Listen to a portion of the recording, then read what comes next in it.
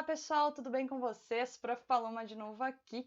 E no vídeo de hoje a gente vai dar continuidade ao nosso estudo sobre movimento retilíneo uniforme, especificamente sobre função horária da posição.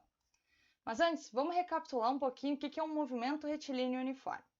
Movimento retilíneo uniforme é quando um corpo se desloca com a mesma velocidade em linha reta por todo o trajeto. Lembra que o professor Douglas trouxe para vocês essa imagem? Essa pessoa está correndo distâncias iguais em tempos iguais. Isso significa que a velocidade dele é constante, 10 centímetros por segundo. Se ele tem a mesma velocidade durante todo o trajeto e esse trajeto é em linha reta, a gente pode dizer que esse corpo executa um movimento retilíneo uniforme. Tranquilo? Vamos trazer uma simulação aqui para vocês, para ficar um pouquinho mais claro. Olha só. Eu vou só colocar esse corpo aqui em movimento, tá? Que a gente tem essa simulação. E a gente vai avaliar a partir de agora o que está acontecendo. Esse corpo ele está se deslocando em linha reta. Ele percorre distâncias iguais em tempos iguais. Por que eu sei isso? Porque a velocidade dele é constante. Então, neste caso, a caixa e o skate eles executam um movimento retilíneo e uniforme. Prof, mas por que se aplicou uma força ali? Não tem força sendo aplicada agora e ele ainda continua executando. Quando eu aplico uma força aqui no começo, eu estou variando a velocidade do corpo, que não é uma coisa que a gente vai trabalhar agora. Ó. Quando eu aplico força, eu estou variando a velocidade. Eu só coloquei ele em movimento para a gente poder avaliar essa situação. A partir de agora, a velocidade ficou constante. O que está acontecendo com esse corpo? Ele está se deslocando em linha reta. Está se deslocando em linha reta, a velocidade é constante, o movimento é retilíneo e uniforme. Tranquilo? Retomando para a aula, então.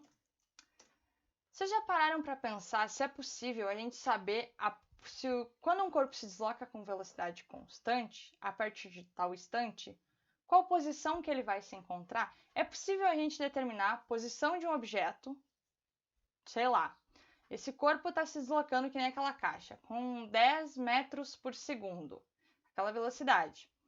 Quando o instante for tal, qual posição que aquele corpo vai estar? É possível a gente determinar isso? Sim. Mas como? Calma, olha só.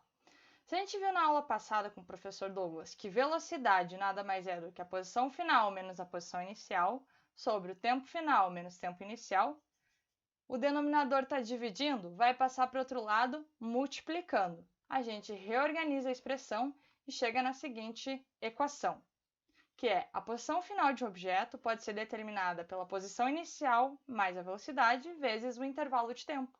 Essa é a equação da função horária da posição.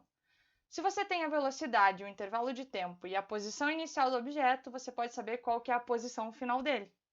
Ou se você tem a posição final, a posição inicial e o tempo, você pode saber com que velocidade que ele vai estar. Então, essa equação nos dá informações que a gente quer saber sobre o móvel, que executa um movimento retilíneo uniforme, movimento em linha reta com a mesma velocidade. Tranquilo? Vamos fazer um exemplo para ficar um pouquinho mais fácil.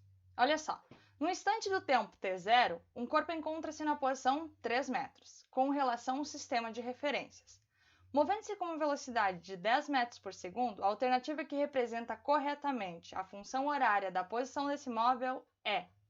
E agora? Ferrou! Calma, lembra da aula passada? Da aula passada não, dessa aula. Olha só, a posição final de um objeto pode ser determinada pela posição inicial mais a velocidade vezes o intervalo de tempo. Lembrou? E aí as informações que a gente tem. Posição de 3 metros.